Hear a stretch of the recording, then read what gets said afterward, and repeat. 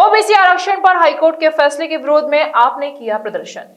Allahabad high court की Lucknow bench द्वारा नगर निकाय चुनाव में ओबीसी आरक्षण रद्द करने के बाद लगातार इसका विरोध बढ़ता जा रहा है। इसी क्रम में आज आम आदमी पार्टी मथुरा जिला कलेक्ट्रेट पर नारेबाजी करते हुए पहुंची और उन्होंने आरोप लगाया है कि सरकार विभिन्न माध्यमों से आरक्षण धीरे धीरे खत्म कर रही है। इसके लिए अब सरकार ने न्यायपालिका का सहारा लेना शुरू कर दिया है और हाई कोर्ट द्वारा दिए गए फैसले को इसके जीते जाते उदाहरण के रूप में देखा जा सकता है।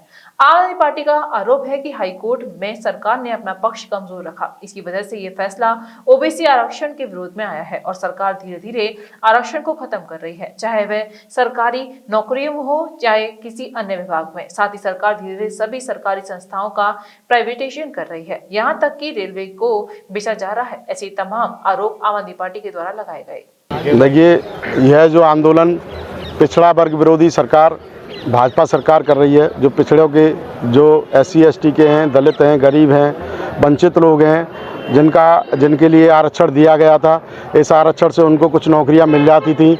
आज ये सरकार भाजपा धीरे धीरे करके इनके जो आरक्षण की जो परसेंटेज है उसको घटाती जा रही है।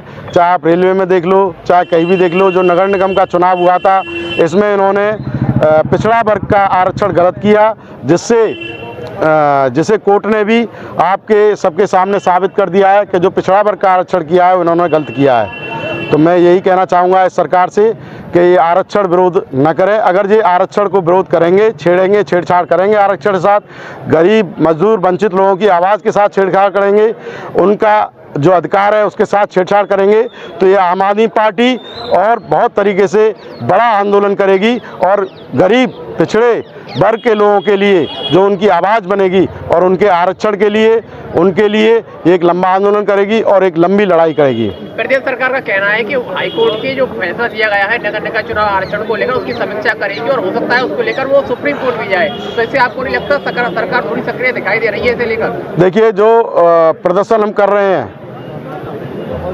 पिछड़ा विरोध को लेकर के, उसके कई उदाहरण सामने हैं। जैसे आप देखिए, इन्होंने मंत्रियों ने कई बार कहा है कि आरक्षण को ख़त्म कर दिया जाए, जैसे ये रेल बेच रहे हैं और सरकारी डिपार्टमेंटों को बेच रहे हैं। आप कहीं भी देख लीजिए, बिजली विभाग है या कोई भी विभाग है, उसमें जो आरक्षण नीति जो लागू थी जो पिछड़ा वर्ग और SC के लिए, उसमें जो इन्होंने भर्तियां की हैं और जो भर्तियों में भी इनकी धांधलेबाजी है, पूर्ण रूप से आरक्षण पिछड़ा विरोधी और पिछड़ा वर्ग के लोगों को और SC लोगों को नहीं मिल पा रहा है। चाहे आप रेलवे ले लीजिए, चाहे कोई भी ले लीजिए, और धीरे धीरे करके इनको सबको प्राइवेट कर रही है, जिससे आरक्षण जो सरकार में लोगों को नौकरियां मिलती थी वो इनकी ख़त्म हो जाएंगी और आरक्षण की नीति को धीरे धीरे करके दबा देंगे। वही नीति इन्होंने नगर निगम में लागू की और उसे ही लेकर के इन्होंने आरक्षण का जो गलत दुरुपयोग किया है, जो भाजपा सरकार है धीरे धीरे दुरुपयोग कर रही है।